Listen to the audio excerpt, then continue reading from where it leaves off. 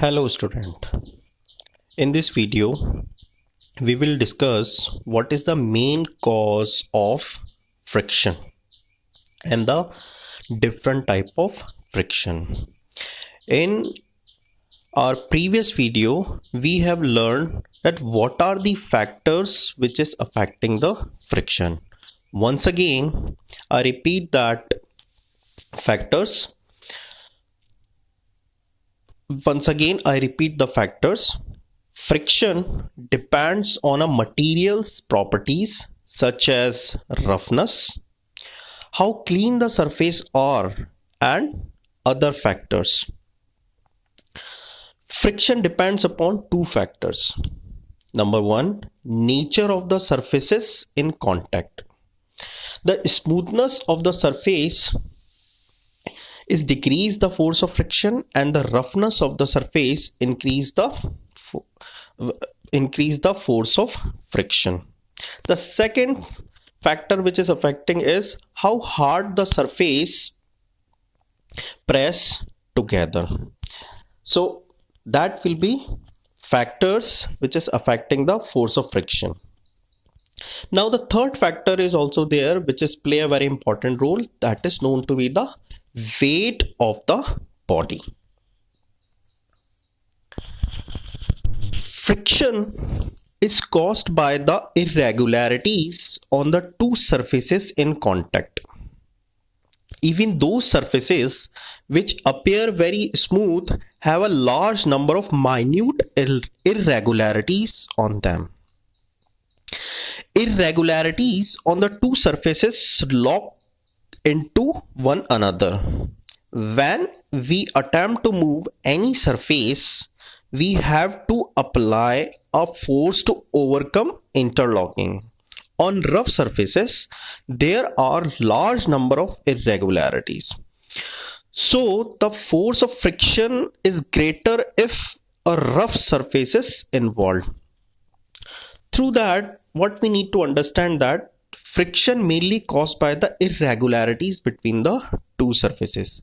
It means if we say that the surface is very rough, so it means that that surface can have larger irregularities, and due to that it create more force of friction. So in another word, we can also say that the force of friction is also depend upon the interlocking between the two surfaces, or in another word, that the force of friction is depend upon the degree of roughness. That means as we are increasing the roughness, then we can increase the force of friction also. So you can say that then the force of friction is depend upon nature of surface, how hard we press the surface. Third is interlocking between the two surfaces, and fourth, you can say that when we press harder to the surface, that means the weight of the body is also play a very important role. Now if you look at this figure which has given to you, in this you can find a book is placed on a table. So in that table you can see that we are considering that the surface of the table seems to be very smooth, but still there are some irregularities. If you have seen in which I encircled to you in this, these are called the irregularities between the two surfaces. That means that wavy lines which has shown into the figure, that is known to be as a irregularities. These are the irregularities between the book and the table. As when it is encircled, that is known to be the irregularities. So irregularities increase the interlocking between the two surfaces, and that is the main cause of friction. So friction is caused due to the interlocking of irregularities between the two surfaces in contact. Smooth surfaces have minute irregularities between the two surfaces, whereas rough surfaces have large irregularities between the two surfaces. So Force of friction is more if the surfaces are rough. We see that the friction is caused by the interlocking of irregularities in the two surfaces. It is obvious that the force of friction will increase if the two surfaces are pressed harder. If we take an example, like when we are dragging a mat when nobody is sitting on it and when a person is sitting on it. When we are dragging, when no person is sitting, it is very easier for us to pull the mat. But when a person is sitting on the mat, then it is difficult for us to pull that mat. So if you look at that picture, then you can see that a boy trying to push that heavy box, and that heavy box is placed on the surface. So if it is difficult to move, that means the weight of the box is more and it press harder to the surface and it increase the force of friction.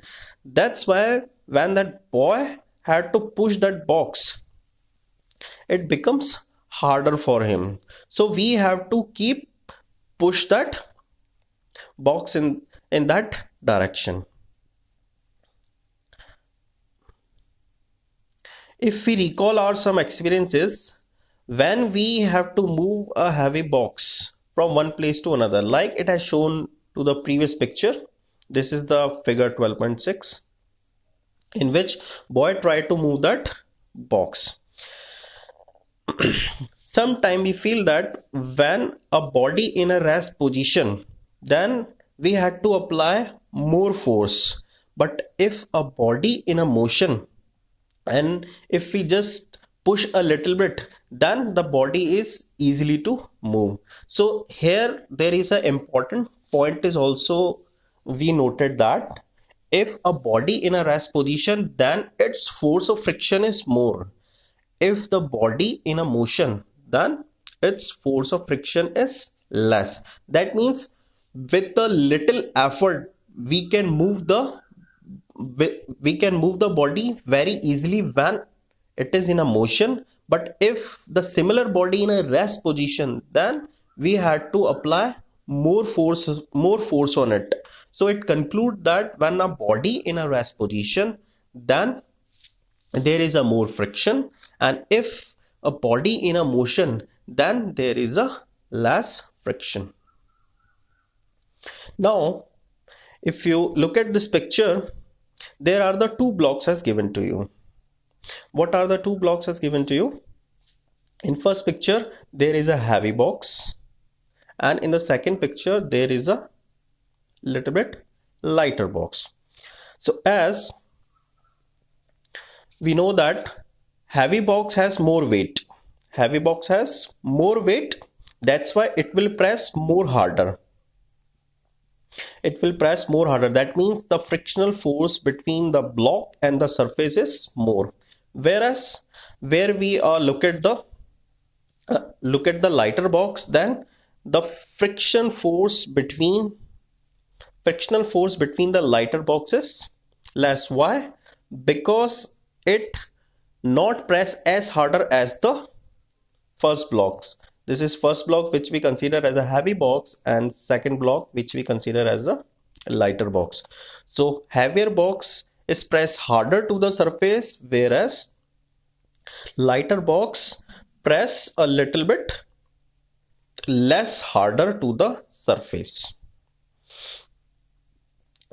So what we are conclude that in first box we had to apply more force to overcome the frictional force, and in second box it is a little bit less efforts we want to put to move that box.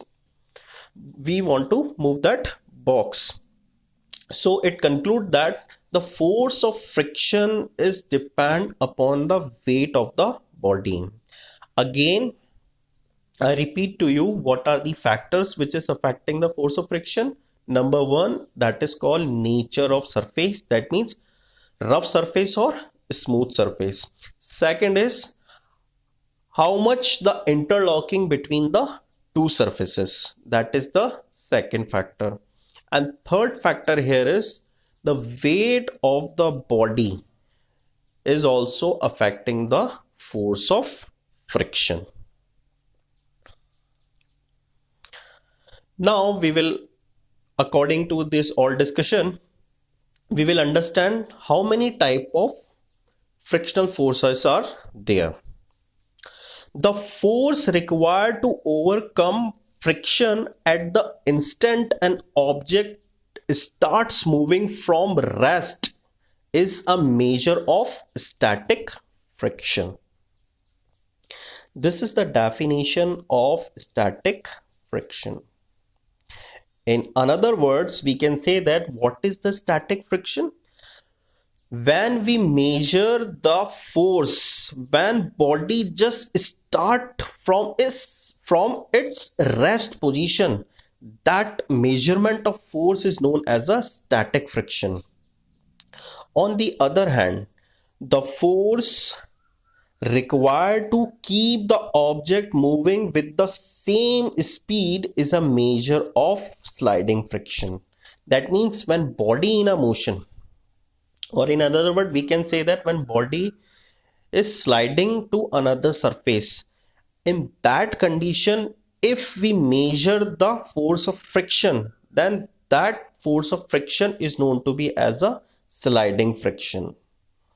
That is known to be as a sliding friction. So from that discussion, what we conclude that there are two type of friction. One is called the static friction, another is called the sliding friction.